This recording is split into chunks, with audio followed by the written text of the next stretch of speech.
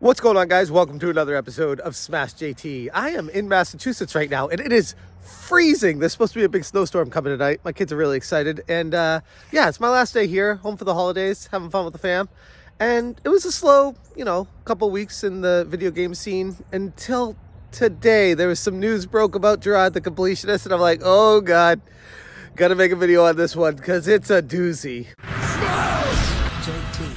Hit the subscribe, give me a like, and check out smashjt.com. I will make an article related to this information for more details if you are interested. But the long and short of the situation is Jirard the Completionist is back. He's back, and he actually streamed live on Twitch as recent as last night, which was Friday, January 5th? And he was talking to his viewers almost like nothing happened, and heavily moderating the chat so that nobody could talk about the charity fraud situation and that nobody could say anything negative about him, and limiting the amount of people that could even chat. He had slow mode on, tons of moderators, and limited to subs of 3 months or longer to be able to even say anything in the chat. Now, I understand why a creator would do something like that, because he knows the negativity and the onslaught of the entire gaming community will be coming after him for what he was a part of and not really owning up to his part of it yet, and people are kind of out for him because of that. But the fact that he had the gall, the audacity to go live on Twitch and just basically move on with his life, pretending like nothing has even happened, and hoping that the internet just forgets this. And I gotta be honest, like in my time of doing all these kind of YouTube videos and watching the YouTube streams and Twitch streams, unfortunately, the vast majority of people do forget, and people do move on, especially the fans of him, because they want him to go back to what he was. They want it to be all warm and cuddly and fuzzy inside. They want everything to be back the way it was, because that's why they subscribe to him. That's what they want out of him. So there's a large portion of his viewership that just wants him to do what he does, and they don't care about the negativity, the potential fraud, the charity schemes that were behind him and his family. They want that to be unassociated with him. They have completely separated the art from the artist, and they don't care about the negativity. They just want his videos. But the biggest problem that I have with all this is it's just he did it because he wanted more money. Like, this is the craziest part about all of it. There was no reason at all to go live on Twitch last night. Like, nothing. He has not, to my opinion, adequately addressed the situation to the point of people wanting to forgive him and give him another chance. He's at the point right now where he's holding to his word of making one video threatening a lawsuit against Carl Jobs and Muda from Some Ordinary Gamers. He's at that place where he said that and then said, I'm not going to talk about this anymore. And then all this information came out about his family, the shadiness beyond just what we knew, the Open Hand Foundation, and just the non-donations to the UCSF and a whole bunch of other places that he'd talk about, how he always said the funds would go somewhere, and they didn't. He never addressed any of that. So he leaves us at a point of waiting for honesty and real answers.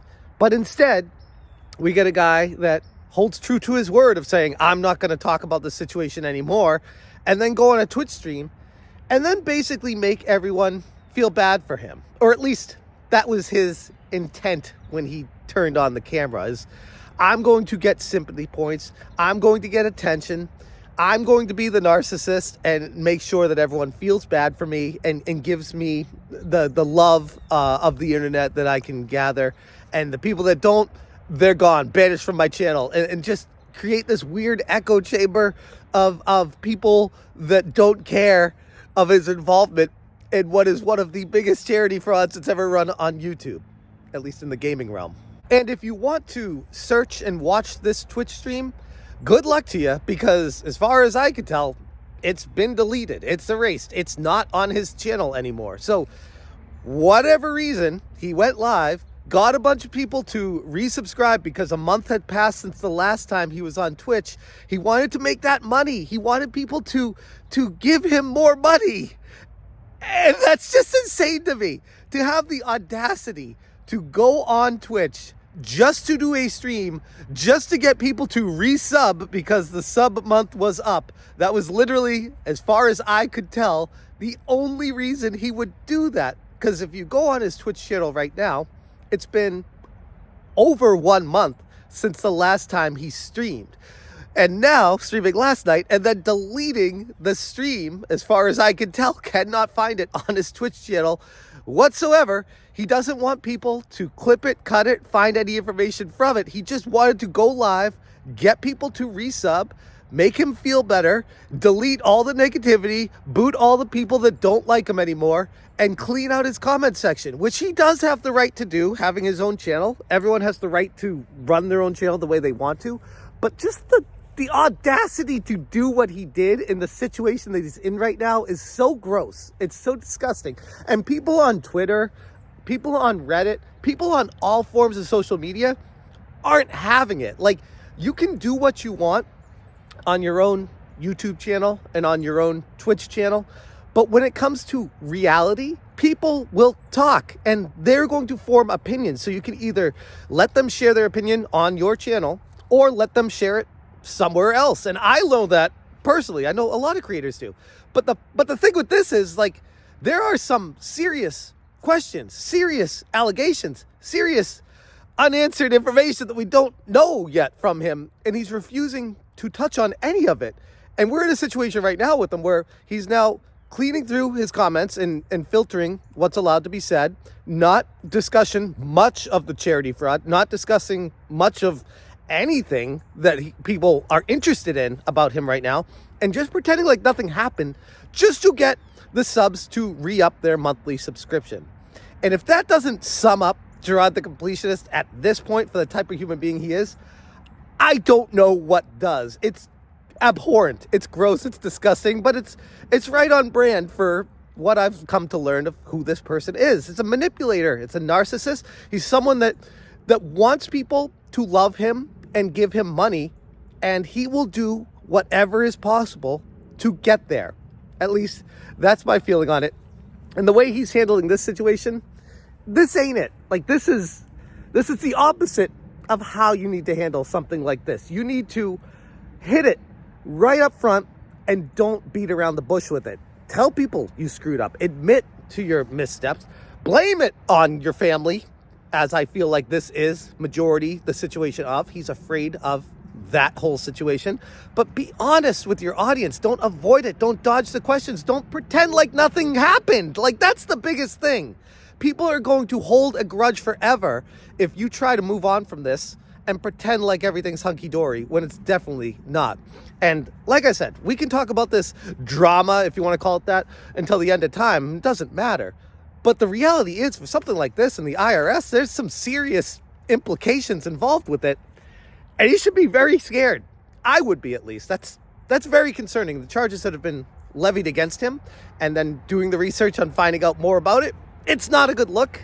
I do hope everything's okay, but at this point, I just, it's so frustrating to see another creator be so full of themselves to not even be able to realize that what they're doing is actually hurting their brand even more.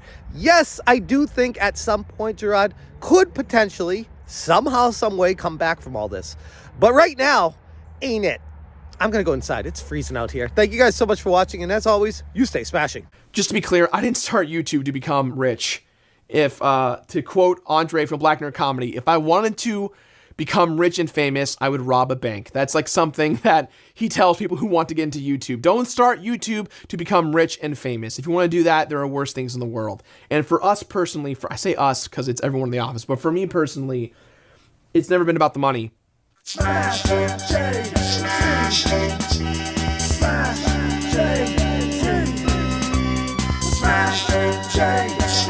change, smash.